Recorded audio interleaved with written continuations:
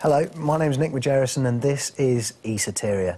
Today's show we're going to be talking about the subject of UFOs and extraterrestrials. We're joined by a guy who first came to my attention when I witnessed footage of him being chased down a high street by a black helicopter. Here's that footage.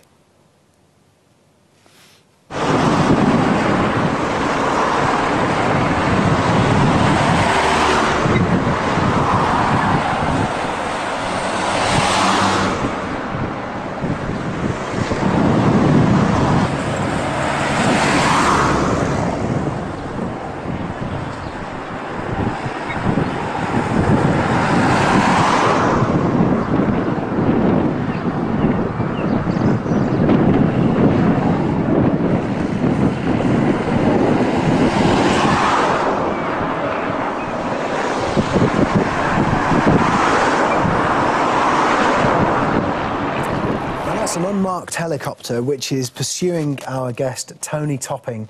Tony, thanks for joining us on the show. Hi, nice to be here. What on earth was happening there? I mean, you're coming back from the pub, right? And you're being pursued by a helicopter. What was happening there? That's a question many people have asked me, but I think on reflection I was walking back from the pub, as you say, and I had this feeling of being watched. Oddly enough, before leaving the pub, there was a couple of guys in the pub who appeared to be observing me, but the friend I was with didn't actually... we didn't pay much attention to it, and he said, oh, they look as if they're watching you. I said, no, they're not, it's okay. They wandered off, wandered down the street, and wandered down the, past the, what's the place called the local chemical factory, which is known as Yorkshire Chemicals. And I'm just minding my own business, and then all of a sudden, above the rooftops, this helicopter appears. And the shocking thing about it is you didn't even hear it coming, and it just appeared. And there it was hovering. And I thought, what the hell's going on here? Now, I had my camcorder on me because I'd been showing some footage to somebody. So, next minute I know, the helicopter then kind of like flies round to a road junction and hovers low in the road. While that's going on, I'm getting my camera out to film it. And there's cars blaring their horns at it because it's at the height of a street lamp. So you can just picture that, hovering above the road at the height of a street lamp, and it's kind of like side on towards me. It then climbs, and there's fishermen on the local canal bank who stand up in amazement looking at what it's doing. It climbs, turns and comes towards me, and it's at that point where you see it coming towards me is the point where I start filming. It's just a shame I didn't get it on the road junction because it would have looked very dramatic if I had it done. Comes alongside me, and as you can see, it's bristling with camera gear. It's got a dome at the front of it, it's got a tripod on top of it, and that all began because I'd started filming unidentified flying objects over my home. There's some previous footage on my website of a helicopter incident before that one, of an actual helicopter coming over and circling the garden. When we played back that footage, we discovered that not only was the helicopter circling the garden, and it's possibly the same helicopter, but there was an unidentified flying object that made a pass over the top of it, and they didn't see it. So you've got that going on before the actual footage that you see there of the other helicopter. Because at this point, you're a UFO researcher, aren't you? Yeah, well, I was having strange experiences in London, began in 1996. I've had them all my life. But in 1996, I was having extremely strange experiences in London with these objects. They were appearing. I was walking down Ladbroke Grove in a place called Parade Street in Paddington, and this ball of light would literally, it would fly across the road, it would go like that, expand itself and then close. And I'm thinking, what the hell's all that about? And I remember actually looking and thinking that's going to crash into a block of flats. And the rest of the street was oblivious to what was happening. And then I moved to Orpington. I lived in a place called St Mary Cray, and I had some very bizarre goings on there with these objects coming over at very high speed. This was in 1996. And then I came back to Selby in 1996 and had a series of bizarre incidents in October of that year over my backyard. Years ahead now, I have more of a grip over what it's about, but at that time, in 1999, I then put up a website, and somebody who has an army background said to me that if you're putting up a website, of that nature, of UFOs, be aware of obviously what may come and knock at your door or look in the woodwork, you know, come out of the woodwork and have a look at what you're doing. And do you think that's what attracted them towards that's what attracts. So anybody who probably claims contact will be probably briefly monitored or looked at. And when I say contact, I mean claims communication with unidentified flying objects may be looked at. But I was really looked at, and as a result of that, I started, as I say, that's the helicopter incident, one of many incidents over my 12-year history from 12 years of dealing with the UFO objects and all that kind of thing. I mean, I've actually been chased down the street by a UFO object, I mean, which was the most bizarre experience. You can't put it into words. I can't even begin to describe. Unfortunately, I didn't have any form of camera on me. That was a few years ago. And this is all part of a story, of a jigsaw that I don't quite understand. But well, you've gathered some incredible footage, and we don't have time to see all of it. But I mean, some of the stuff that you've gathered is genuinely unbelievable. Yes, yeah. I mean, we have a clip now that we're going to play that we'll have a little look at. And I want your analysis of this. But first of all, we'll show it to you. Here's one of the clips.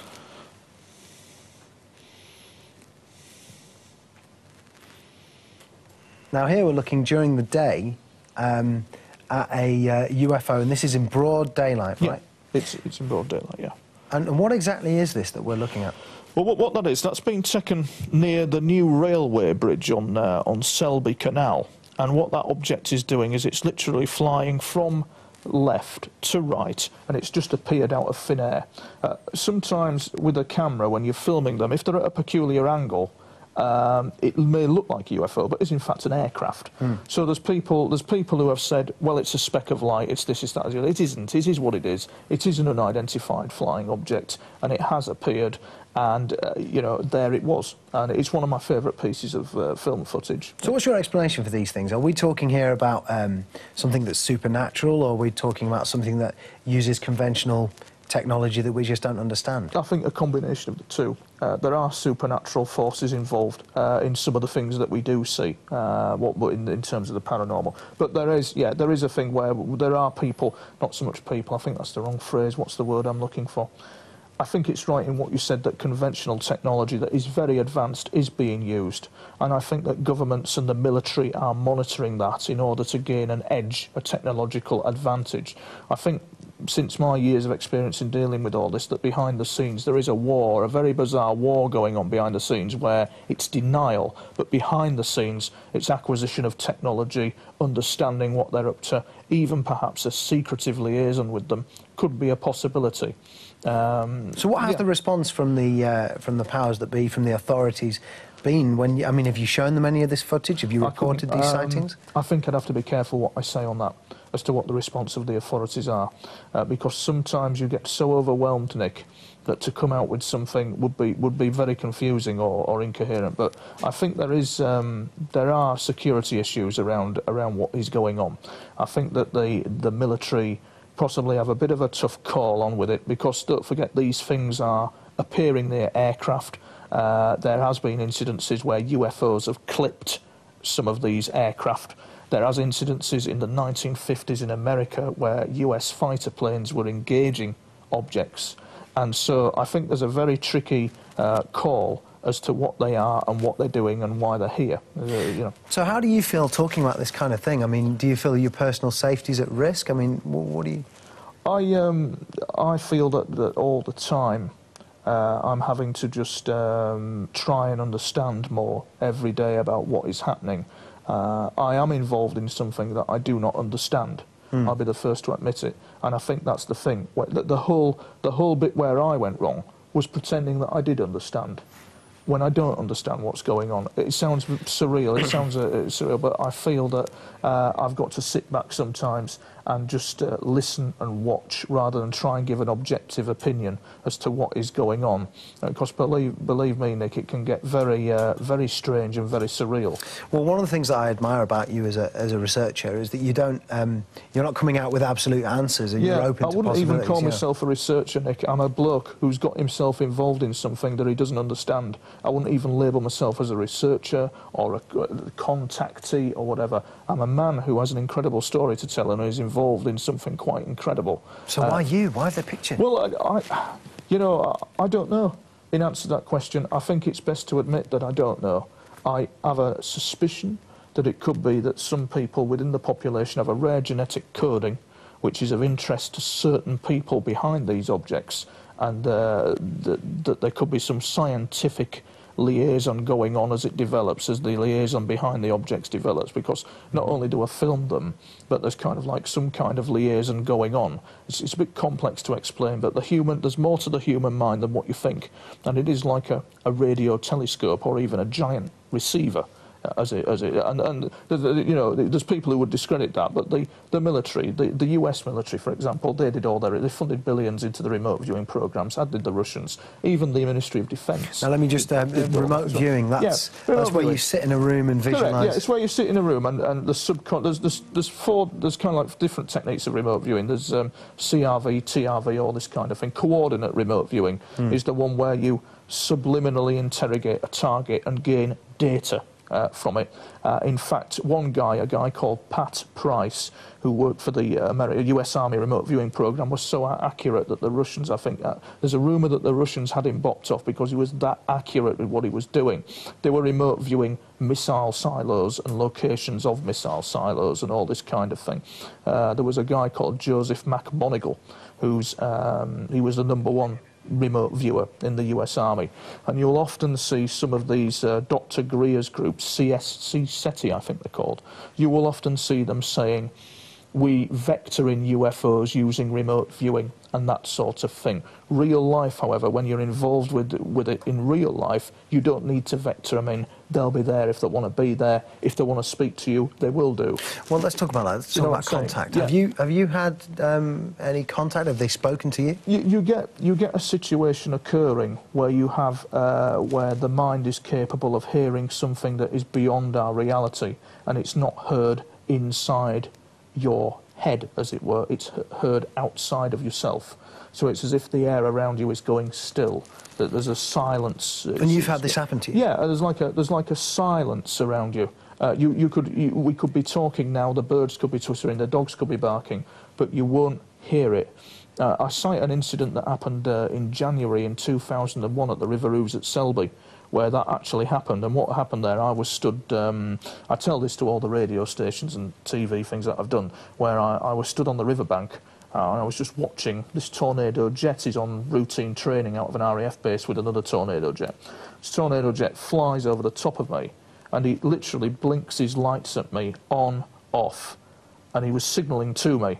He was probably signalling to me because he saw me near the riverbank and wondered if I was okay. That's my thinking behind it. But then the air went still. Even though these jets were roaring, the air goes still. You get this bizarre static feeling in the air, and you think there's something coming. You just know, you just sense that there's something going to happen. And I felt compelled to go up to the local farmer's field. I felt compelled to walk up the riverbank and go into this farmer's field. And all of a sudden there was this blinding flash of light within the farmer's field. I mean, it was just unbelievable. And the two jets saw it. And one jet, the far jet, he hit his afterburners and gave pursuit to something. Next minute I know, you've got neck and neck flying over the local town.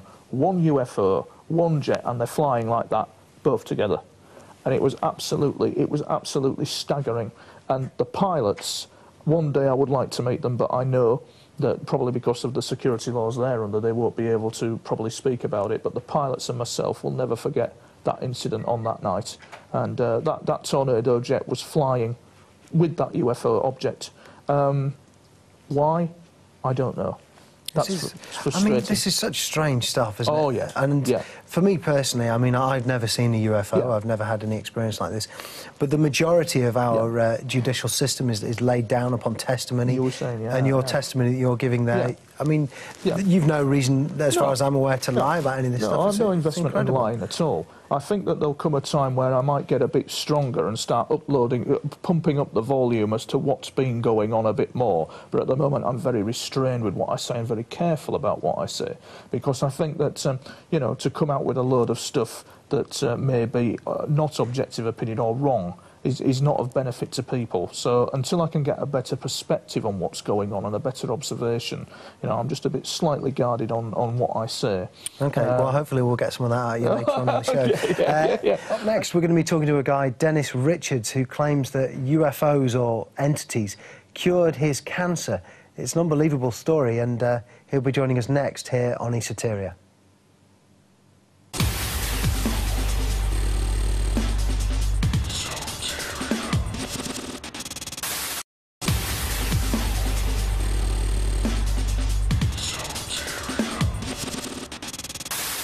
If I told you that I know a guy that I trust that had cancer removed by aliens, what would you say? I think you're a bit misled. Maybe you'd lost your faith in the NHS, perhaps. No, I would think that either it happened naturally or it happened by the use of a doctor, and he was just trying to make himself more interesting. Well, that entirely is about whether aliens exist or not in the first place.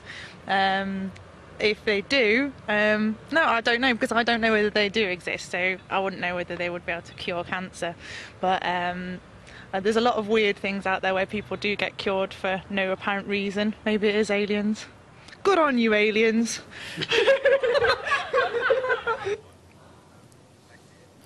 Welcome to Esoteria. My name is Mcmoneagle, and with us we have the guy that those people were talking about, Dennis Richards. Dennis, thanks for joining us.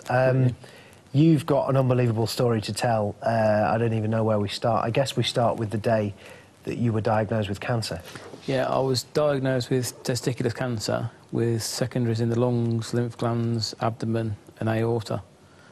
I was given about 15% chance of surviving and started chemotherapy, and I was in for a week.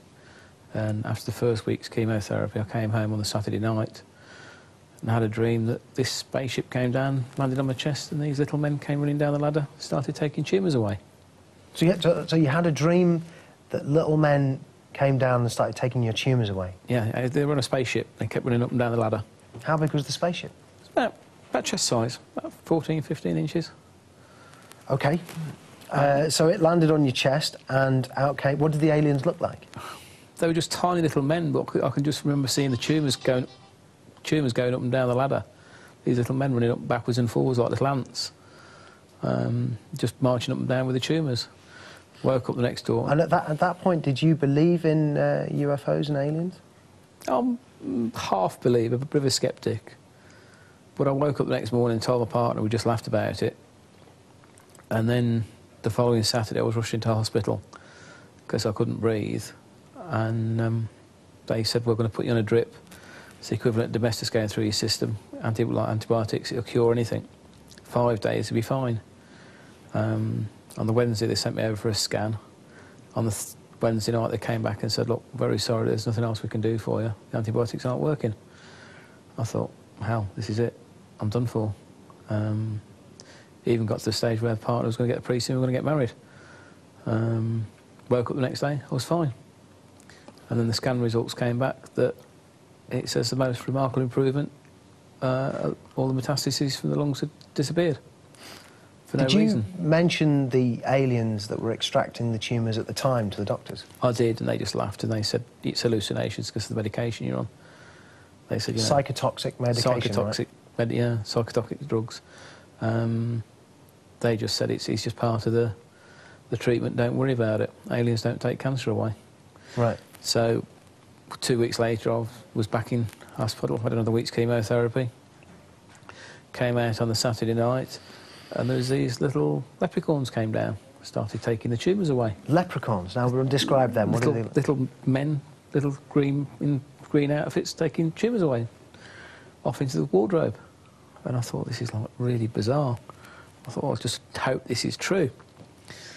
Anyway, went back to the hospital, told them about the dreams, and they just laughed and said, like, you know, aliens don't take away cancer, you know, you're seriously ill, don't worry about it. More tests, they come back and said, we can't understand it. A load more tumours have disappeared. And at this point, are you telling friends and family what's happening? Oh, yeah, they just... And what do they think? They just think I'm a bit eccentric and... But then again, you're ill, so it's the medication. Yeah. You know, you're told you've got less than 6 months to live. It's a bit of a jolt to your life. Anyway, went through and had another chemotherapy. And the fourth chemotherapy, there's red and green gremlins came down. The green gremlins were taking tumours away, the red ones were putting them back. Now, gremlins, again, what do these things look like? They were just like little men in red and green suits, and they were fighting on my chest, and it was like having prickly heat or sunburn, and I could feel them pulling things out of me, and it really hurt my chest. And it got so bad in the end, I couldn't stand the pain. I just went, look, go away, I can't take any more. And they went up into the top corner of the bedroom, and they were fighting up there. The red ones wanted to bring them back, and the green ones were fighting. And I came downstairs and told Mandy next morning, and we just laughed. Went back to hospital, more x-rays and scans, and they came back and said, look, all the tumours have disappeared apart from the big one between your lungs. But, you know, we haven't started treating that. Once we start treating that, we've got to try and shrink it. That'll be followed by a 6 months break, followed by 6 months of radiotherapy to shrink it. Then you'll have to have an operation, and we'll take the tumour out of a third of your lungs, because it's actually in my lungs. And if you still survive after that, you'll be in for a bone marrow transplant, and you'll be in isolation for 6 months. So they're looking at a 3-year process. Anyway, I had the 4th chemotherapy, came out on the Saturday night, and these little creatures like rabbits with long fluffy tails came down, started nibbling away at the last tumour. And I just sat there or lay in bed looking at it, and I thought, this is unbelievable. Came down the next morning and said to my partner, you know, the cancer's gone. So this time you witnessed a rabbit? Yeah, with a long fluff, like a Persian cat tail on it. And I said, the last tumour's gone. I said, I'm clear. And she says, yeah, you'll be all right, yeah, you know. Just keep taking the medication. It's true, though, at the same time. Oh, yeah. Yeah, of course. I mean, it's bizarre. You know, it's unreal. Even though I've seen it, you think you're losing the plot. Anyway, went back into hospital, had some more tests. The doctor come in and said, don't know why, but you're completely clear. All the tumours are gone. And did you must have said it's the aliens. I said, it's aliens. They just laughed. And they wouldn't say anything. They wouldn't commit themselves because they can't. But I still had another 2 chemotherapies after that, because they said you can get microdots of cancer that don't show up on the scans that can still grow into tumours. So I carried on and had the last 2 chemos after that. So I was on 7 months altogether. And I came out, didn't have any dreams for about 2 or 3 years. So at that point, are you free of the cancer? I was completely clear. Doctors didn't know why. Cured to all intents and purposes by entities or aliens. Is it possible, do you think that they could have been hallucinations? I mean, do you accept that? It could have been absolutely anything. To be honest, I don't care. I'm still here. There's people in hospital with me who weren't as poorly as me who aren't here. They've been dead 15, 16 years. You know, I've had extra 15 or 16 years life. I'm here for a reason. What that reason is, I don't know. I've got a job to do somewhere along the line. And then you have another experience, and this is later on, once you've been recovered for a while. Do you want to tell us about that? Yeah, I found another lump on my other testicle, and I booked in to see the doctor in the hospital, and I had a dream I was back on a spaceship, and it was like an inverted golf ball where you got the dimples on the inside, and it was like a fluorescent tube came over me, and it was like looking at a glass of water, very much like the jug on there, with the archetypal alien body, and they just said, don't worry, we're checking you over, everything will be okay. Now, what do you mean by archetypal alien body? Because there's debate over what like exactly that would mean. walnut type eyes and the head, that funny shaped head. But it was like looking at a glass of water, and they didn't speak as such. It was like just thoughts I could hear. And they said, don't tell anybody because they'll think you're mad, but you're going to be okay, we're keeping an eye on you. And then the next minute, I thought I'd fell out of bed. And I just woke up and I thought, this is bizarre. Went to the hospital a few days later. Were you on medication at that point? Just painkillers. Right. And the surgeon who did the operation came in, and he looked at me and he said, what are you doing here? I said, oh, I've got another lump. He says, no, he said, but you're supposed to be dead. I said, what do you mean? He said, well, you're really, really ill. I said, yeah, I know, but I said, why didn't you tell me at the time? He said, well, because your dad had just died, we didn't think you could cope with it. He said, but he says, how are you still here? He said, I can't understand it. He said, it has spread to your lungs really bad. And I explained things to him, and he just didn't comment.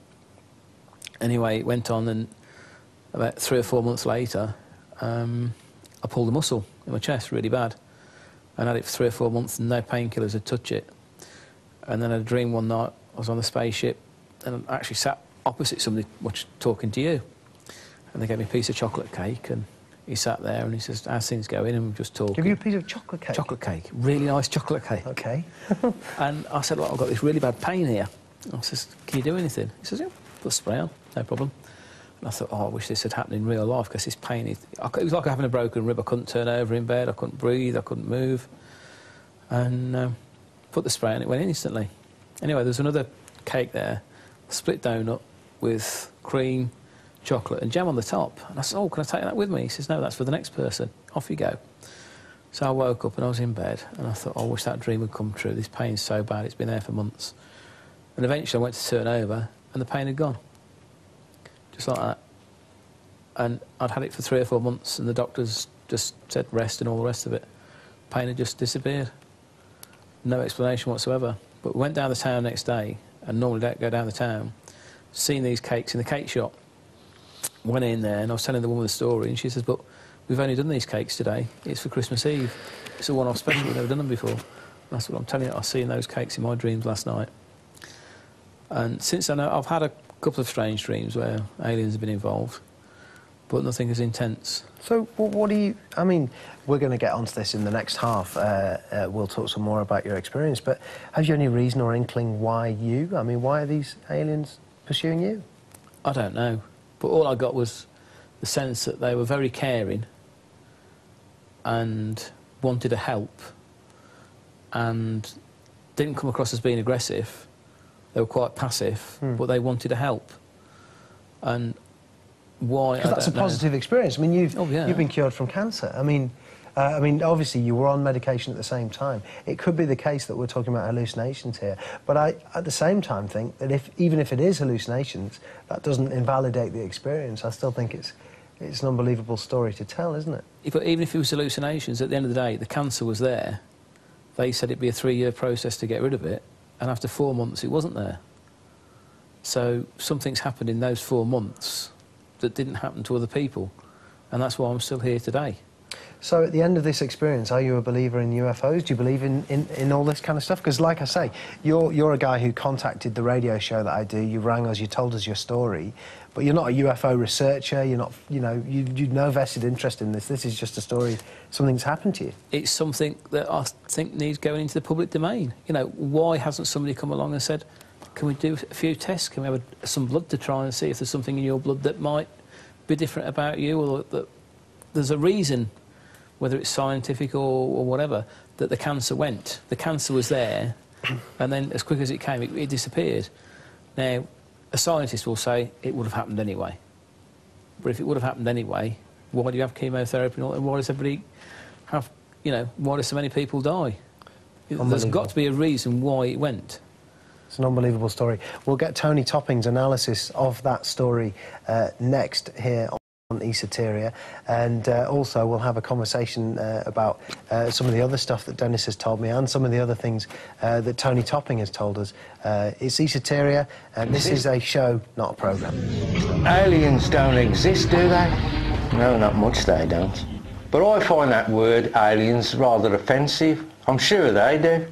Because in actual fact, they're light beings, sentient beings, in humanoid form, that do appear here, are helping us now to try and get out of this mess. They're trying to wake us up. But you can lead an horse to water, but you can't make it drink. There are beings here from what you would call in the Bible demons, evil entities that are cloned, or are doing evil abductions. They're taking the fetuses away from women, cutting them out. They're taking semen samples from men. They're impregnating other women that are abducting. And also, what they call demons in the Bible are actually, demons are soulless. They've got no soul. And what they're doing is trying to take your soul. Have you heard of the saying of the evil eye? Well, if you look at abduction cases, when them big black eyes, which seem to be shields hiding their real identity of their irises, which are reptilian, snake-type eyes, and they can just look into your very conscience, your soul, and they take that away, and they feed off it. Now, these demons are on a regular basis doing this but they usually appear in grey form, small, 3.5 foot, 4 foot tall. We've got the long willowy ones who seem to be the bosses of them, and we've got the evil ones at the top, which we call Luciferian dragon type entities. They seem to be the bosses. Now this is all mixed in with the occult. People who are really deep into the occult, and those members at the top of the pyramid in the secret societies are the ones that are pulling the strings. They're the ones that call out these demons because, do you know something? They're soulless. They're soulless. They just order killings at the drop of a hat. Wars. Because they've got no empathy with humans. They've sold their soul. Most of them people that sit in Parliament have sold their soul. They knew there was a load of crap that Blair Boy was coming out with, the 45 minutes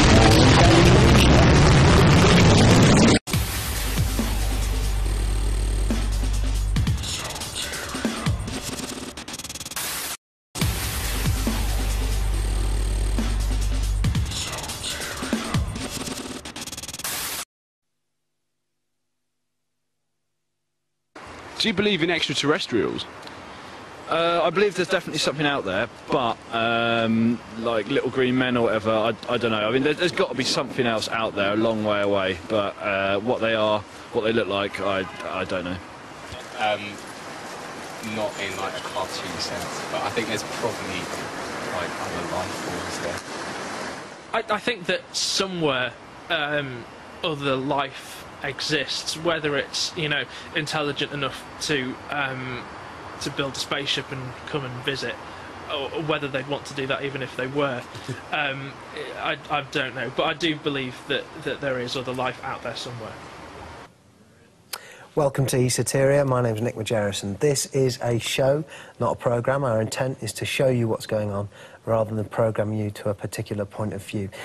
Joining us today, we have Tony Topping, the UFO researcher, who was telling his unbelievable story before. And also we have Dennis Richards, who was telling his story about how entities appear to have cured his cancer. Now, chaps, we've got a strange situation on our hands here because, as you'll have noticed from the people that we talked to, some people believe in the idea that extraterrestrials exist and that they're you know, out there somewhere. But the real question, I think, for most people to answer is, are these extraterrestrials in contact with this planet? Tony, I think your answer would be yes. But, yes, definitely. Yeah. Dennis, do you think? I think they have been for a long time, and it's just covered up because people would panic. And the first thing people would do if a spaceship landed somewhere is try and shoot it. Shoot first, ask questions later. And, you know, it's just the way the human beings are. Now, your story before, we were talking about being cured by entities. Could have been hallucinations, but it's certainly an incredible story. Tony, I wonder what your take on what Dennis told us before the break is. Yeah, I think that something has happened to you, where you have interacted with something that is unknown. And I think that, you know, people at first glance, when you're talking about a cream cake, and you were saying little goblins and leprechauns, you know, at first glance, they're going to think you're mad. They're probably at first glance, but that's just it, you see. If you look at it that way, they're going to miss the bigger picture, which is, there's a possibility you are here, you've got the medical evidence to prove what happened to you. But above all, there's an interesting concept which is called screen memory, whereby what's presented to you, what you're saying, may not be what's happened. And what I'm very interested in is what really went on. So you probably have had interaction, but the data presented to you in your mind may not be what's happened to you. And the other thing as well is perhaps we've got to be big enough to say that perhaps you were helped and you were genuinely cured by people who have more advanced medical technology than ourselves, and if so, what could we learn from that? And I think these are the conclusions I draw, Nick, from his So in your research that you've done, I mean, largely are these extraterrestrials, are they friendly, or are they, I mean, in Dennis's case, clearly they're friendly.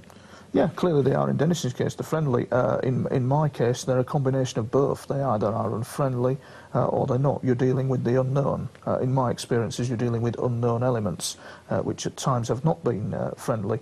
But the majority of the time, 75%, 90% of the time, they are friendly. There's friendly interaction going on. It's that 10% that's a little bit worrying, Nick, I would suggest. And you're suggesting as well that Dennis is remembering an incident incorrectly, so there's some form of hallucination. Something has happened to him, and it's been presented to him in a gentle way into his mind. Because believe me, Nick, when you see these things, these so-called what people call aliens or whatever, it could be mentally quite mind-blowing. It's mentally stressful. So there's accounts. Various people have accounts of where they've presented themselves in such a way that would be gentle on the mind. There is a researcher called Daryl Sims. He's classed as he classes himself as an alien hunter. He would suggest that these screen memories are placed in people for a sinister purpose. But I think what the point proves here is that he's been cured. And how long did you have to live, did you say? 3 years? Less than 6 months. Less than 6 months, and he's cured. And that itself must be testimony to something going on.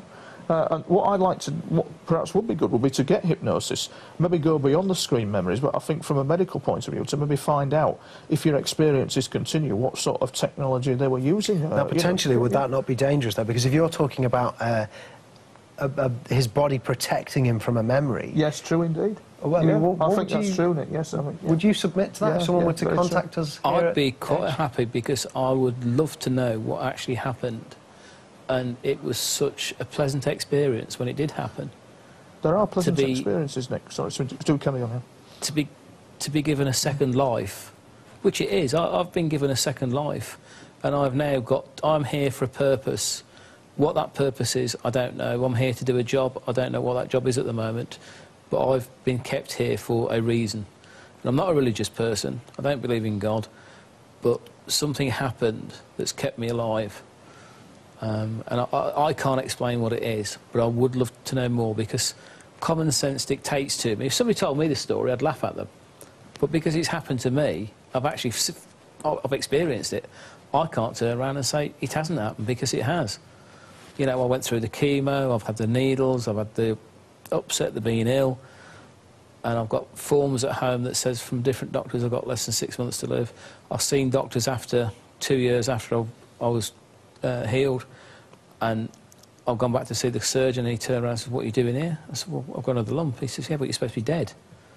And like for doctors to turn around and be quite blunt about it, and they offered me no explanation.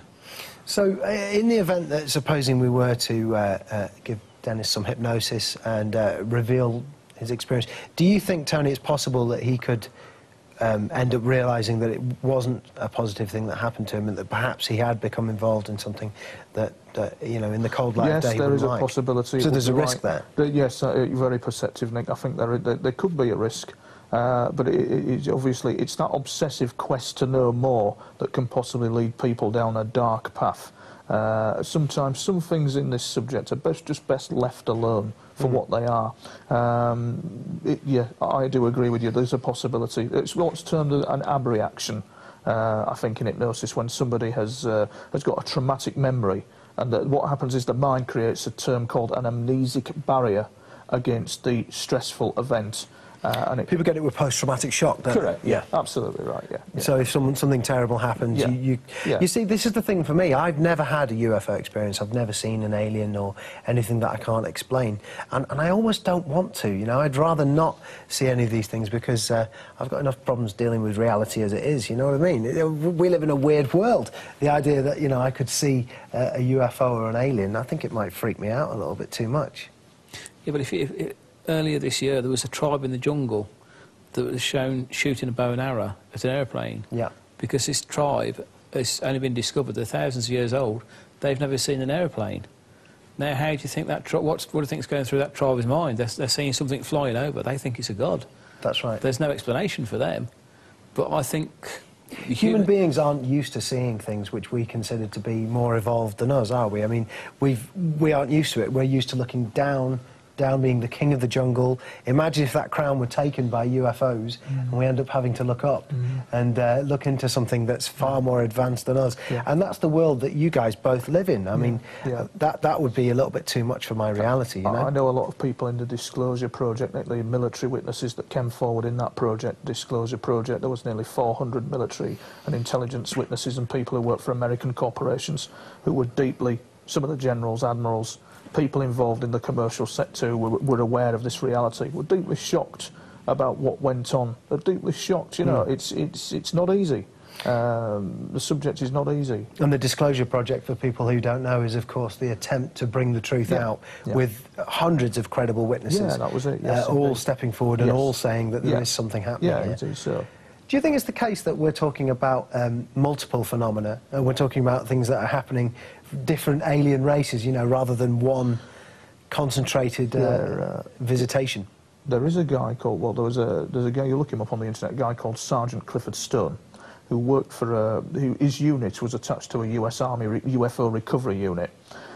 They indicated at that time that they called them the Heinz 57, in that it was documented there was 57 varieties of alien species visiting this planet. But not only that, I read research in the 1950s where it really was hot with UFO, US Air Force were engaging UFOs and all this kind of thing in the 50s. They even had a guide in circulation for airmen as to what some of these UFOs looked like. It was in circulation as a standard memo.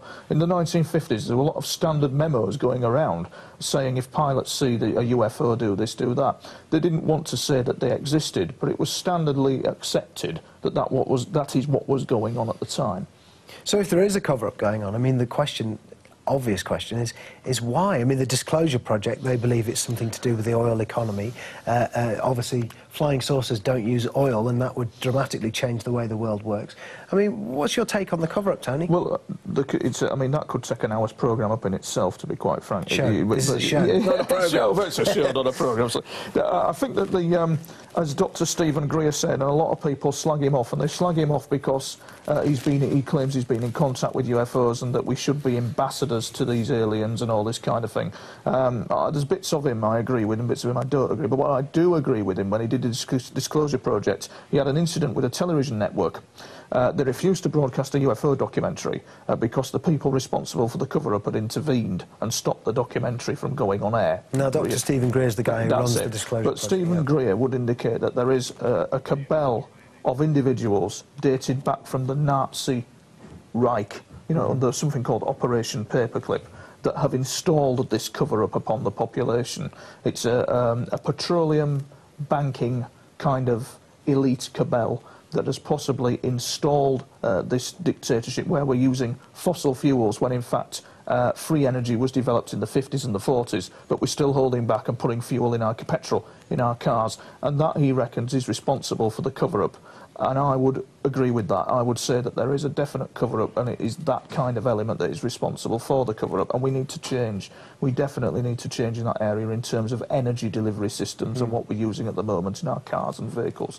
And that's the bit that is being covered up. That really is being covered up at the moment. Well, that's, I mean, that's something we've spoken about on this show before, free energy. And once you start looking into free energy, it gets quite scary exactly how far the rabbit hole goes. This is Esoteria. Thanks for joining us. This has been a show, not a programme. The intent is to show you what's happening, and you can make your own mind up about it. Thanks for joining us. We'll be back again next week. And now I think it's time for some Alice D. I'm Alice D, and I force you to think. Ooh, what day is it? I keep thinking it's yesterday. Actually, it's today. I think I lost a day somewhere. Yeah, that's right. Maybe I was taken by aliens into a spacecraft where they did weird sex experiments on me. Once they'd had their wicked way, they probably then decided to make a bit of small talk. You know, ask me how we do things on our planet. Oh, the aliens are advanced, but there's one thing that they've never managed to grasp. That's the power of the human spirit. I reckon when I was chatting to them, I probably fashioned out a guitar out of old rusty bits of flying saucer. Then I probably showed them aliens how we Earthlings like to party!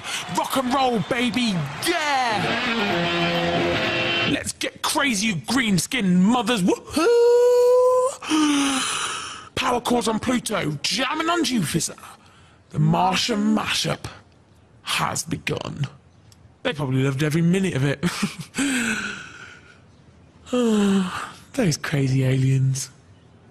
Then, once I'd really won their respect with the power of my music, they probably said, "We had you Earthlings all wrong, Eris D. With your music you have showed us the way and taught us the power of rock.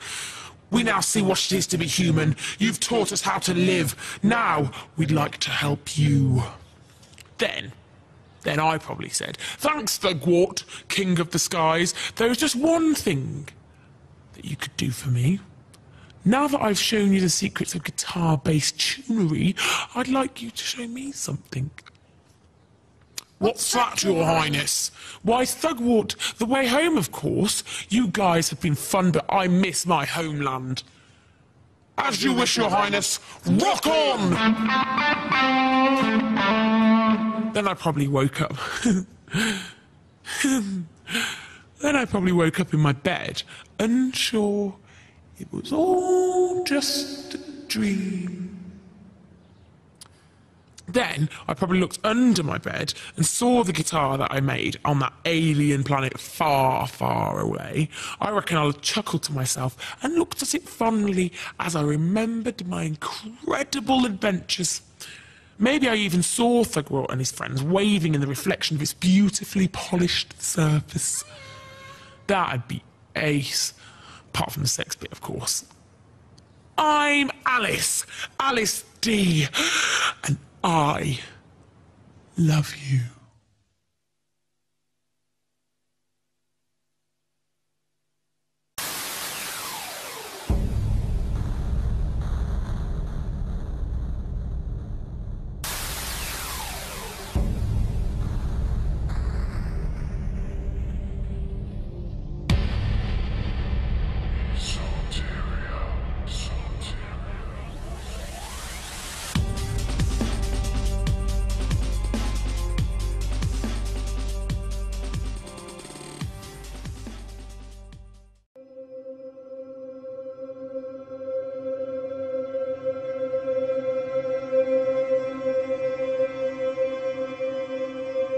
Before I introduce my guest, I've just received a truly startling newsflash from America.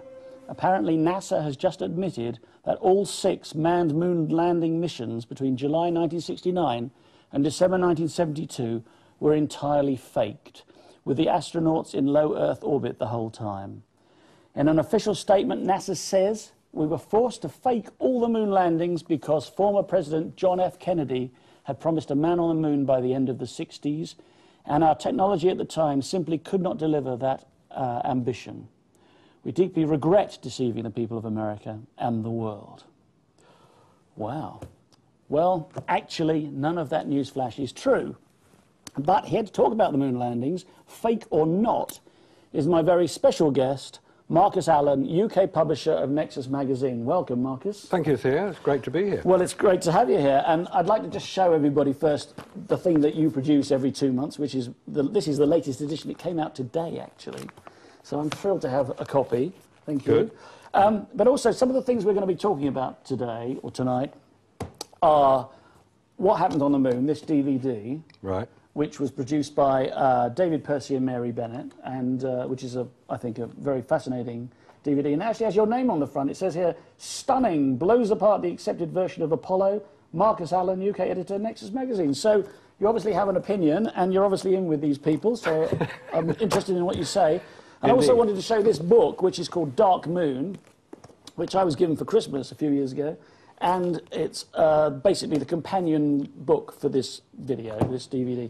So, Marcus, give me a little bit of background. How did you get involved with the people who made this DVD? What sort of dawned on you about the moon landings that you were prepared to support this expose of apparent fake moon landings?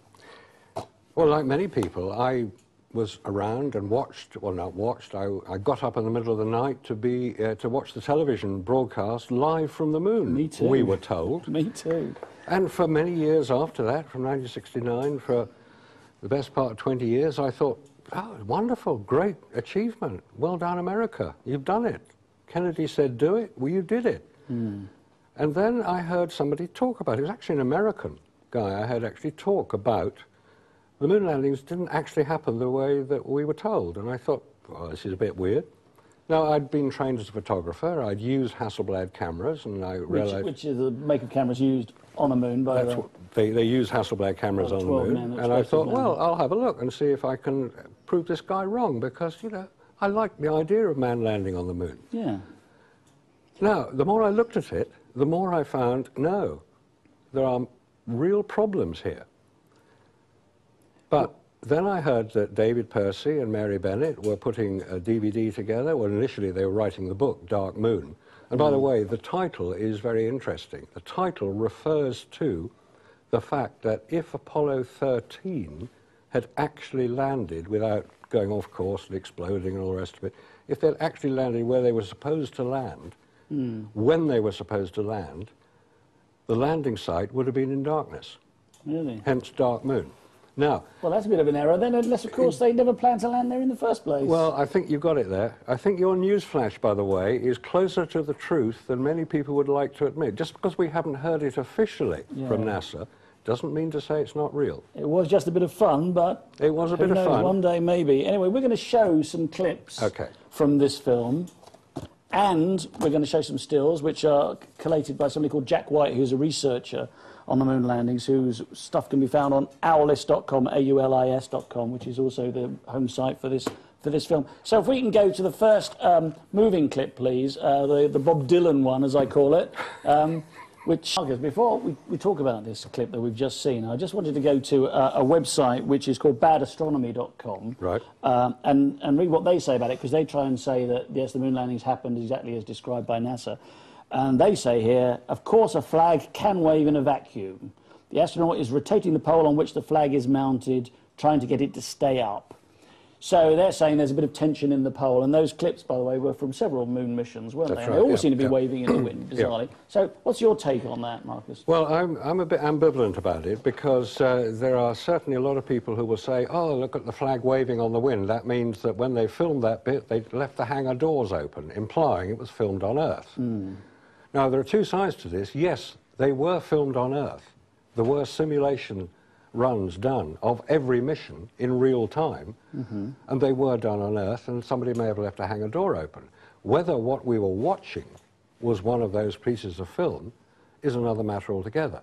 It is true to say that the flag moves only when somebody is near to or touching the pole. And I think it is, that's why I'm ambivalent about it, because it does appear to be fairly conclusive that there is somebody touching it and moving it. They're quite impressive movements, though, aren't they? They're not just a little bit of shake or something. They're like, you know, flapping about. Oh, it's certainly flapping about. But, and this is a point that not many people are fully aware of, that every single mission was filmed and photographed here on Earth. It was called a training exercise. It was called a simulation. Are you suggesting, then, the possibility that the moon landings did take place, exactly as described by NASA, but maybe there was a problem with the film, it didn't come out, or there was technical issues with trying to film without additional lighting, for instance, and they used the stuff that they filmed on Earth and just didn't say? Is that a possibility, do you think? It's a remote possibility, because the implication behind that, i.e. that man got to the moon, as we were told by NASA, that man got out, walked around, took photographs, came back, just as NASA said happened, and they got the films back. Oh, look, they're all fogged by the radiation, we can't use them, or they didn't take the right photographs. That implies they got to the moon. And I'm saying they didn't get to the moon. They didn't even get out of Earth orbit. That what we've been watching, and the photographs that we have been shown by NASA for the last 39 and a half years, because it's the 40th anniversary next year of Apollo 11, July next year. Yes. The photographs and the films that we have watched, I say, were taken here on Earth during the training and simulation exercises. There was no secret about it. Lots of people knew it was happening. Lots of people knew that these events were being recorded. Because if you're going to fly in your jumbo jet, you want to make sure that the pilot knows what to do when all 4 engines shut out at 30,000 feet, but he's done it in a simulator and not with you up in the air. Okay. That's what they... It's the obvious thing to do. They did simulations. There are pictures of the simulators. There are pictures... Well, you would expect them to do a few exercises, wouldn't you? They wouldn't just get in a spaceship and fly off to the moon. Absolutely not. They train very extensively. And they film the training. And they film the training. That's also fairly natural, so they can say, oh, we didn't do that very well. And also, they filmed a model of the moon with a camera on a track so that it would appear when projected outside the simulator window as if they were approaching the moon. That's a bit handy, isn't it? Isn't it? They had all that in place. Well, let's go to another clip now, Okay. because I think we've got a lot to go through because it's really exciting stuff. So now we're going to go to clip 2, the moving clip 2, please. Dubbed this the jump salute. When the astronaut reaches the peak of his jump, his colleague takes a snap with the Hasselblad stills camera. Let's ignore the reasons as to why such a small jump in the much reduced 1/6 gravity of the moon and continue instead with the discontinuities revealed by these images. This is the resulting Hasselblad photograph of that event. The most significant difference between these two images of the same action is that in a still photo there's a triangle of fabric that should be absolutely secure and motionless that has flapped up from the top of the plis, the personal life support system, as the astronaut jumps into the air. In the TV freeze frame we can see this triangular flap is correctly fastened and is therefore not visible. It's not flapped up. If it had done so, it would be very obvious in this rear view, the TV image. You can see the size and detail of the triangular flap from this view of the top of the plis. Well, that was an interesting clip as well, wasn't it? Indeed, that was, again, an indication, as what I was saying earlier, that the videoing, which we saw there from behind the astronaut, that was the video film, and the photograph taken by the second astronaut also in the clip, was supposed to be done at the same time. And they don't match. And Quite they don't obviously they don't match. I mean, I think that's a given, isn't it, really? They don't match, and in fact, if you look at the picture of the astronaut jumping, the photo is that there's one photograph only taken of that jump. You would expect there to be lots, because when you've tried to take a photograph of somebody jumping here on Earth, you know, you get kids jumping around, you want to get them jumping, you take lots of pictures to make sure you get one that works. And on the moon, they did one. My understanding is that the Hasselblad cameras they used didn't have a viewfinder, were fixed on their chest, and used colour reversal film, which means you have to expose it absolutely correctly. Yep. With no light meters. No light meters. So you think, as you say, that perhaps they would have taken more than one shot. They would have. And also, it's amazing how many times they don't cut somebody's head off. Now, have you tried taking a photograph without the viewfinder? No, I haven't actually. You can do it. I mean, people do take photographs without viewfinders. Yes. But you occasionally get things wrong. They won't all be right, will they? They won't all be beautiful. These Hasselblad cameras did not have automatic focus. They did not have automatic exposure. You had to get the composition absolutely right, and you had to use your hands. Bear in mind they are in armoured gauntlets, which is what a spacesuit has, to get the focus right. Yes. And you can't see the shutter button from inside the spacesuit because it's on the front of the camera, and you don't know if you've taken a picture anyway because you can't hear anything. Yeah. So, I mean, looking at this dispassionately, it seems to me that if it can be demonstrated that there's even just one example where it's quite clearly faked, then the whole pack of cards tumbles. Exactly. Yeah, that's the main point. So, let's look at a couple of these stills. Can we have a look at still number 1, please? Oh. Right. Don't think that's terribly... Well, that's terribly usable, is it? It's basically demonstrating the use of lights. Ah, right, in the film. Okay, can we'll skip that then, I think, and we'll go to... is it possible to go to still number 2? This is quite a good one, I think.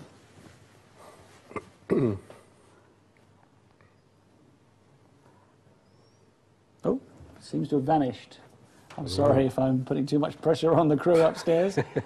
Here we Right, go. here we go. This is a film of the LEM, or as a still shot of the LEM on the moon, and it looks to me like it's made out of cardboard and bits of sticky tape. Yep. And this is a NASA photograph. I mean, it seems a bit odd, doesn't it? This piece of equipment, this lunar module, allegedly photographed on the moon's surface. That cost millions of dollars. That cost millions of dollars. And there's one in the Science Museum here in London if you need to go and have a look. Yeah. It's, but that doesn't have sticky tape on it, I've noticed. Really? That one was held together with, I mean, look at it again and you'll find it looks like sticky tape. Yes. Now, if that was purely in a simulation exercise, that is excusable because you don't need to move it doesn't need to go anywhere. That thing has flown 238,000 miles, looped around the back of the moon, landed on the lunar surface. I slowed down from a speed of about 6,000 miles an hour in lunar orbit down to stationary on the moon. Admittedly, in a vacuum. In a vacuum, so it doesn't need to be aerodynamic. Buffeted by the wind, is it? There's no wind to buffet, but it was buffeted by a bit of dust. The commentary as the lunar module landed on the lunar surface was kicking up some dust. Yes. So we know it got kicked up. That's, But the astronauts said so, and we always believe what the astronauts tell us, don't we? Well, I'd like to, as I say, I certainly did, but you know, not perhaps as much as I did when I was a young man watching in 1969. Well, one also has to remember that the only source of the information about the Apollo moon landings has come from NASA. After the rocket took off and disappeared 2 minutes after ignition, every piece of information that we have seen, heard, listened to, read about is derived strictly through NASA, not from anybody else. And if you reckon that NASA stands for never a straight answer, you will tend to question what they say. Marcus, I'd like to go to another clip now, if I can, from the film What Happened on the Moon. Can I have number 4, please? This might be interesting. I know this is one you actually pointed out to the makers of the film. I think this particular image, here we go, or sequence of images, Eyes have been unusable, gloomy pictures into images of virtual studio-like quality. Visibility, as we've said before, is not too great. Okay, I'm on the top step, and I can look down over the RCU and landing gear pad. Okay, I'm going to leave that 1 foot up there and both hands down to about the 4th rung up. So here we have Aldrin, descending the ladder in total shadow. But we have evidence of the use of artificial lighting in the still photos of the event, because we can see that lighting is hitting part of the porch, the backpack, part of Aldrin's spacesuit. And most notably, it is hitting the heel protector of his right boot.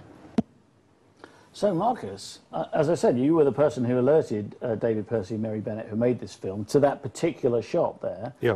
What does this tell us? Well, there was one particular point which, though David identified the highlight of light on the heel, the other point was that the foot, Aldrin's right foot, is not touching the ladder. His foot isn't on the ladder at all. So, what is he, on a wire or something? He could be on a wire, but assuming he's not... Like Peter Pan?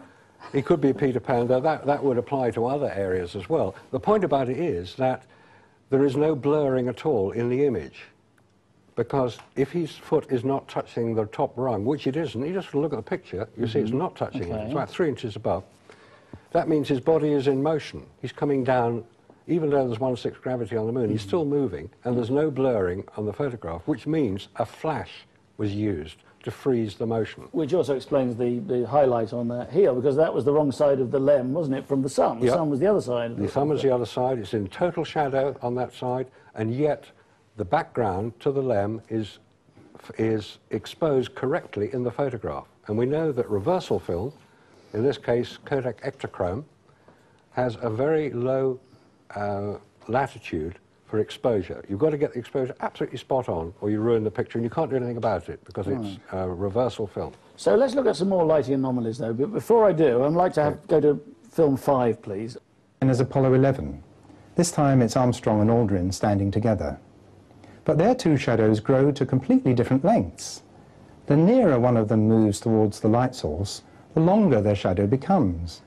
Such an effect has nothing to do with their relative heights and everything to do with moving to and from a superlight. Remember, the landing site was supposed to have been on flat terrain, the Sea of Tranquility.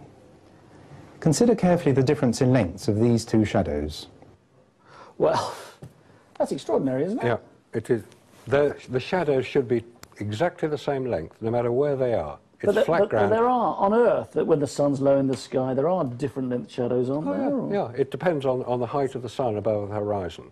And we're told in the case of Apollo 11 that the sun was 13 degrees above the horizon, which would produce long shadows, or longish shadows. It's like late afternoon on Earth. Okay. But if I'm standing next to you in, say, I don't know, a pavement somewhere, in that sort of sun, our shadows would be more or less the same length, wouldn't exactly, they'd be more or less the same length. They would be. And if you walk behind me 10 feet, your shadow wouldn't suddenly grow to twice its length? It wouldn't, no, which indicates that there's artificial light being used. So what are you saying then, that there's a light very close to them? Relatively close. It's quite a powerful light. Like a stadium light? Yeah, a stadium light. I mean, probably a... So they couldn't have taken that to the moon then? No, they didn't take anything like that to the moon. They didn't even take reflectors. The only reflector is the moon itself, because we know that the moon reflects light, because that's when you look up in the sky and you see it. It's reflecting sunlight. But the amount of light reflected by the lunar surface is the equivalent of the light that is reflected off a road surface on Earth, i.e. not much.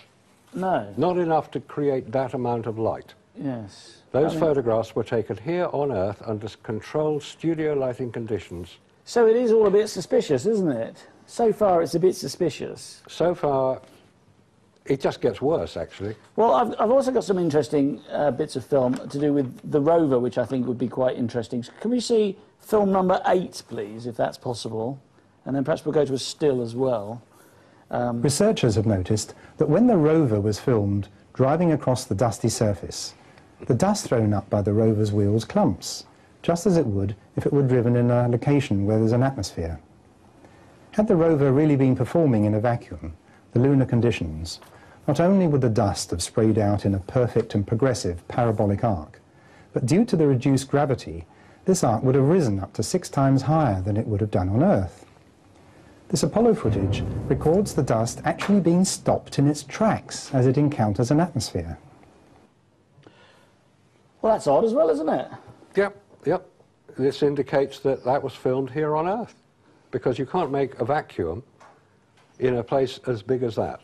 So they were part of the training and simulation exercises. That's really not to be debated, because there's no other explanation. So what you're saying is that all those images that we've seen so far were shot on Earth? Shot here on Earth, yeah. OK, well, what about the moon landscapes? The moon landscapes are very simple.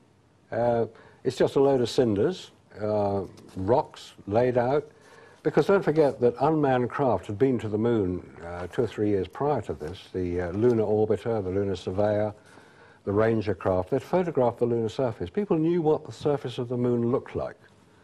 Now, I don't know if you recall seeing a few years back a series of programs produced by the BBC called The Planets, and one of the programs was about the moon. And they actually showed in that program the Sea of Tranquility as recreated in Arizona. It was about 2 miles long. And it was created by the US Geological Survey. They used dynamite to blow up the craters and spread the cinders around. It looked pretty convincing. So that the astronauts could practice driving around and landing on it by helicopter, so they knew what it looked like. Nothing wrong with that. Nothing wrong at all. You'd expect it. Until you say it's actually the moon. Until you say it's actually the moon. And this is the key point, that we're told that all these photographs, all these films, were taken by the named astronauts of the Apollo program on the lunar surface. This was the height of the Cold War, and also the height of the Vietnam War as well, so there was a lot of political background to the whole Apollo program. The point about the Russians is interesting. Why didn't the Russians blow the whistle? If we're sitting here talking about it, and it's so blindingly obvious to us now, surely the Russians were intelligent enough to know that they were being fooled as well, and we knew at the time, this is the late 60s, that the Russians didn't like being fooled, especially by the Americans. So why didn't they say something then? 2 points. One, the Russian space program had been driven hard by one man, Sergei Korolev. who had died very, very suddenly and unexpectedly in 1966, and nobody had really taken over the Russian space program.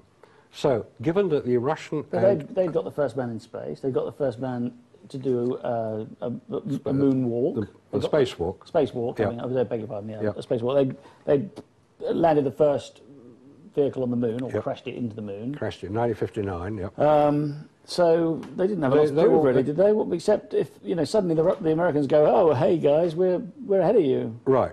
2 points. One is the Russians had stated that they were not intending to land a man on the moon until they could ensure his safe return due to the dangers of radiation. That's 1 point. Okay, we're Second going to get point, onto that, I think, yeah, go on. Second point, now, anybody can check this out. In the mid-1960s, the Russian wheat harvest had failed. It was drought. It was a natural phenomenon. And the Americans, bless them, had sold Russia millions of tons of wheat to help. You know, they didn't want people to starve. I think it was 25 million tons of wheat. It's a lot of wheat. You could make a lot of bread out of that.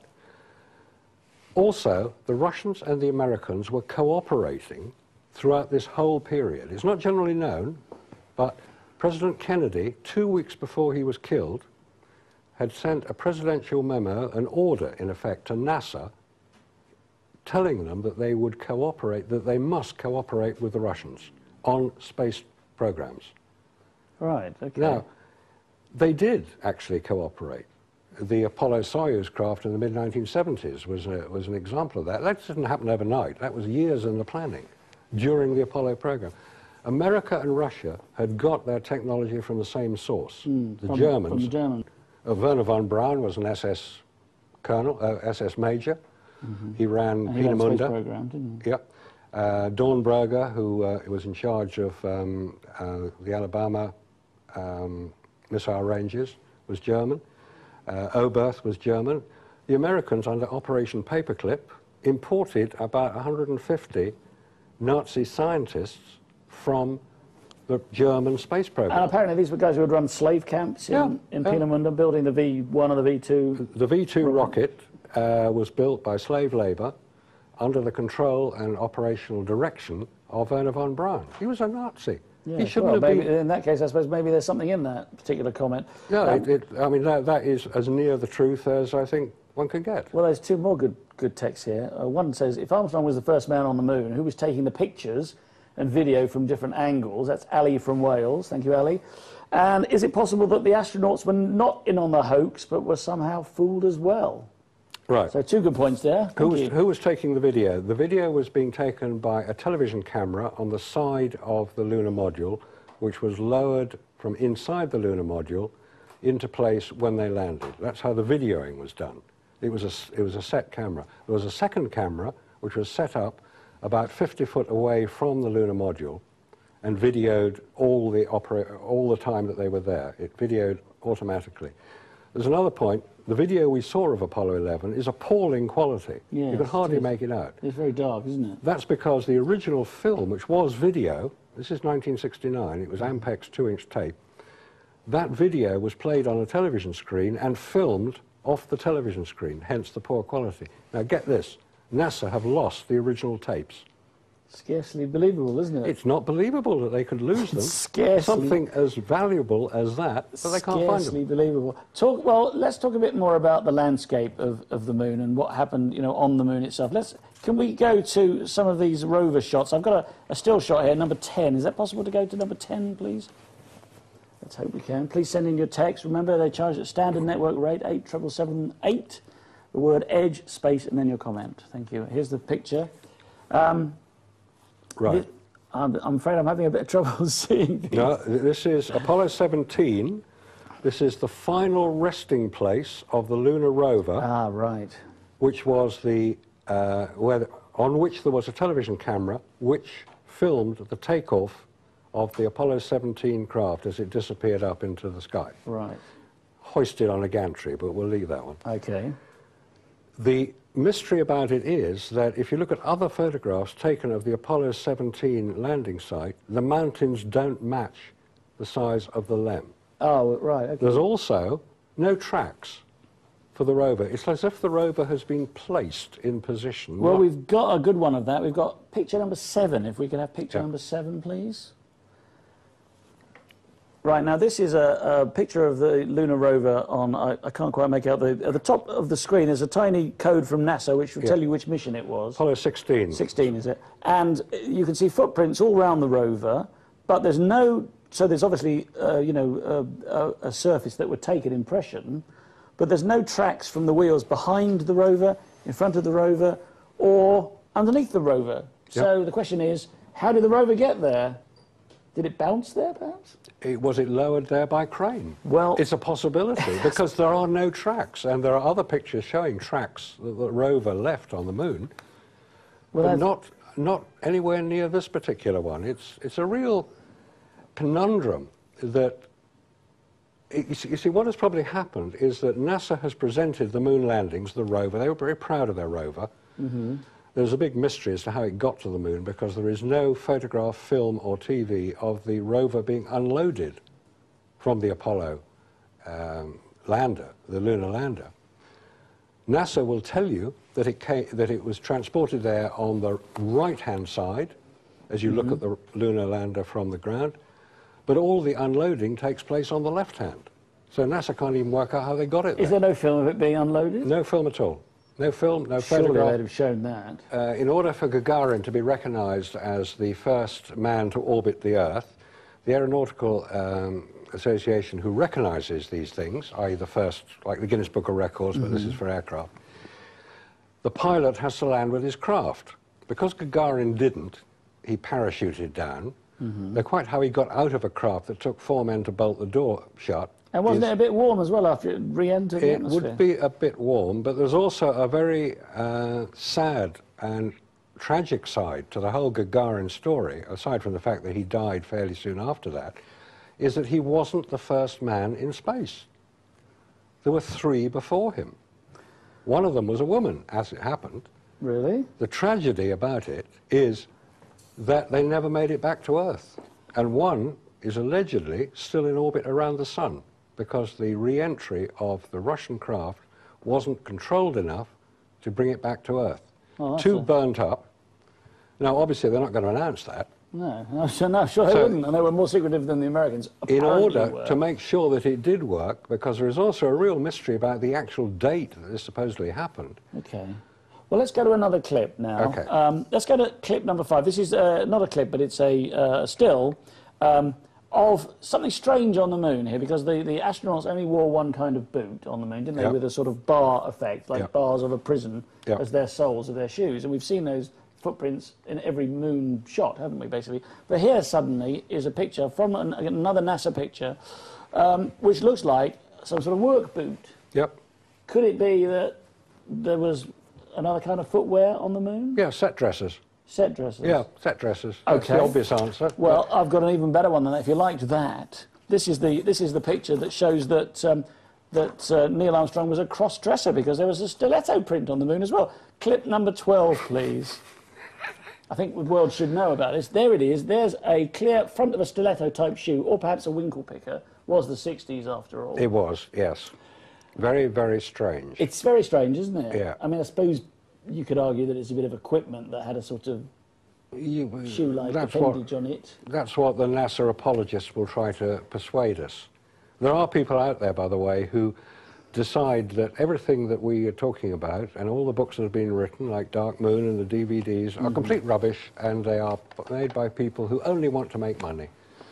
Now, I should say that I have actually witnessed Apollo astronauts, Edgar Mitchell, Alan Aldrin, Alan Shepard, signing autographs at £75 a time over weekends. Now, there's nothing wrong with signing autographs, but let's not get worried about making money. These guys made about £50,000 in a weekend signing autographs. They're going to be doing it later this year. Well, you know, I suppose you can't blame them for making money out of it. No problem in that. We've all got to live. All right, well, let's go to another question here. And this is, have any astronauts suffered serious hair loss due to radiation, etc.? And I think this takes us to the question of the Van Allen belts, unless I'm very much mistaken. So I'd like to also set up clip number 10, but while that's being set up, we can just quickly talk about what the Van Allen belts are. Okay, the Van Allen belts are named after Professor James Van Allen of Princeton University, who designed the first, as part of the first satellite sent up by the Americans, an Explorer 1. He designed a Geiger counter because he wanted to check the levels of radiation up in the upper atmosphere, about 200 miles up. All right, we're going to play the video now. There we go. A human being leaving Earth for deep space has to travel through the very thick ringed donut of trapped radiation which permanently encircles our planet. This donut contains within it two specific natural zones of very intense radiation. The whole region is named after Dr. James Van Allen, the scientist who registered this discovery in 1958. Right, well, that's a nice little exposition of what the Van Allen belts are. So there they are, they're high energy belts of radiation. Yeah. Now, I've read something about this, about something called Starfish Prime. Can you tell me Operation Starfish Prime was conducted in 1962, late 1962, October 1962. Right, that before the Apollo missions. Before the Apollo missions, but in the same week as the Cuban Missile Crisis, both the Americans and the Russians exploded nuclear weapons 200 miles above the Earth's surface. Operation Starfish Prime. And the purpose of this? The purpose of this was to remove the radiation belts. So blast a hole in Blast a hole in the radiation so belt. that satellites or whatever could go through. Yeah. And maybe just as a little aside, that was the... we've all heard of Alternative 3, the book and the television program. Yes. That was Alternative 1, the bit that didn't work. Blow a hole in the upper atmosphere to let the heat out. It's to do with global warming. Oh, right. But we'll not go there. They did set these nuclear weapons off. It did create a third belt of radiation. Okay, so it made it worse? Oh, it works. If you explode... No, what I said was it made it worse. It didn't make it better. It didn't make a hole in the Van Allen belts. It just made the radiation more intense. Made the radiation so intense that if you look at the record, no astronaut flew for a year after that happened. No astronaut was sent Well, even in low Earth orbit, because that's all they were doing. That's where it would have been, low Earth orbit. I see. It's 200 miles up, where the space station is now. Right, okay. So how could they have then gone through it to go to the moon? Well, this is the major question. Yes, you could have gone through it. You could go through it if you were protected. You go and have your teeth x-rayed. The technician wears a lead apron to protect themselves, because radiation is cumulative in the body. It goes in, it doesn't come out. Right. It builds up, and it affects cellular level. It also affects photographic film, which is why when you buy a photographic film, it'll have an expiry date on it. I'm talking film, not digital at this point. Okay. It'll have an expiry date on it, because if you have a photographic film and keep it for too long, it'll fog, it'll reduce contrast, it'll look misty, it'll look like you shot it in a fog, basically. Right. This is what radiation does to photographic film. But none of the films had any of this effect, did they? They all came back and they were beautiful. They were all on the cover of Time magazine and Sunday Times and all over the place. All over the place. They were brilliant photographs. They were professional quality. They were, weren't they? Beautifully composed, beautifully exposed photographs. They were done professionally. So do you think then that people might have been whistleblowing in some of the clips that we've showed? Because it seems to me that they're kind of leaving clues around the place, aren't they? There are clues being left, yes. And there are whistleblowers. There are people who, through their job and through no fault of their own, suddenly found themselves having to take part in something they felt very uncomfortable about. If we look at the shadows of the rover's wheels in this photo, we can see that they are somewhat diverging, as shown here by the lines, and as we tilt down, we can see that this rock here, halfway down the picture on the right-hand side, is producing a shadow that extends diagonally to the lower part of the picture, as is the shadow for the foreground rock. The rock with the letter C marked on it, originally noticed by fellow researcher Ralph Renee. Well, the famous sea rock. That wasn't it. Yes, that's absolutely right. It was that one. It was, sorry, I thought it was a different clip they were showing for a moment. Yeah, there's famous sea rock. So, I mean, talking about whistleblowers, do you think that somebody put a rock in the studio set with the letter C on it, on a place that had the letter C on it, simply so that sometime in the future people like you or Percy and Bennett would find it and go, aha? It's possible. It is possible. I mentioned set dressers earlier. Yeah, there were set dressers around. People who created the environment in which the simulation exercises, let's say, totally legal, not filmed in Area 51, but filmed at Langley in Virginia, filmed in California, filmed in Texas, totally up and open, no problem. They had to dress the sets to make them look decent. And they may well have forgotten that they'd put C for papier-mâché rock, and there was a letter C which wasn't shown on that clip, but there was a letter C actually by the rock itself. Yes, I've seen that. No, it's been dismissed as being a hair that caught in a projector and all the rest of it. Yeah. Seems a bit odd, doesn't it? Well, it's possible. One has to look at the possibility that that could have happened. But there are so many other convincing pieces of evidence that say this was not filmed on the lunar surface. Okay, well, let's go to a text question here, because it's absolutely perfect timing. There's a question here, I don't know who it's from. It says, do you believe that anybody landed on the moon? No, nobody has landed on the moon. You don't believe that? I don't believe that anybody... I've seen no evidence for it. Look, I believe... Could it be that they landed on the moon and then had such bad radiation damage that they threw up in their suit and fell over and died? Well, that's possible, but how would we know? Well, NASA's obviously not going to tell us. Well, actually, it's interesting you mentioned that, because Nixon, don't forget Nixon was president at the time of the Apollo landings. Tricky Dicky, as they call it. And Kennedy, elected president in 1960, had defeated Nixon for the presidency. Anyway. Well, actually, this takes me to my Alex Jones ariser. If anyone's familiar with Alex Jones, he's a very loud campaigner for certain things like 9/11. And so I've got a message for NASA. NASA, I think we need to be told. Thank you. If they're watching, perhaps they'll... I think we need to be told, but I'm not holding my breath. OK, so I've got another question here. How many years do you think went into planning the hoax? And couldn't the astronauts have made more money saying they didn't go to the moon? This is from Rain in Minehead. Good question, Rain. Well, they could have made more money, couldn't they? About 3 years planning. I would say that when Kennedy made his announcement, you have to remember that no American had been into space. Alan Shepard had gone up 6 weeks before the announcement in May 1961, but he'd only gone up and back. He hadn't gone into orbit like Gagarin had done about 6 weeks before that. So no American... They didn't know they could even get into space. So it was a bit bold of Kennedy, wasn't it? Well, do you think he knew he wasn't going to be around that much longer, perhaps, and just thought, well, yeah, hey, it's possible. Give him a few problems. Why is it called the Johnson Space Center in Houston? Yeah. Named after the vice president to Kennedy, who became president, and that's where all the money went. But let's not follow the money at this point. No. Okay. Well, that was Texas. That was his state, wasn't it? That was his state. He was senator for Texas. But the point about the time... What was the second part of that question? Well, this is quite a good question, actually. Couldn't the astronauts have made more money saying they didn't go to the moon? No. Two things. The American astronauts were all military men. They were extremely good pilots. They were very honourable military men. Military men in America and around the world, especially in Britain, they stick together. They will not... One of those astronauts, not one astronaut, will break ranks and say, sorry guys, it wasn't actually the way we said it was. They're not going to do that. So let's get over it and move on.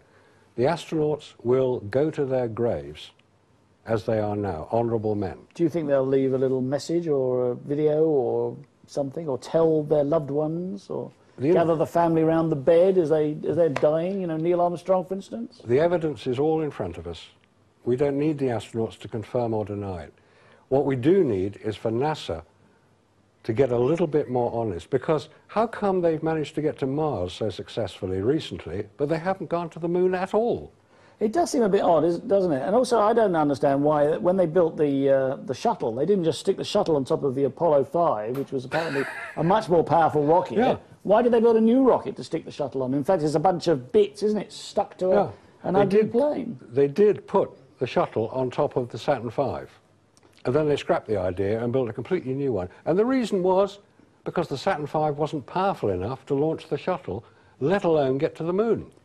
Oh dear, oh dear. So I think NASA definitely has a case to answer for here, doesn't it? I think NASA needs to come up with a little bit more honesty if it wants our support.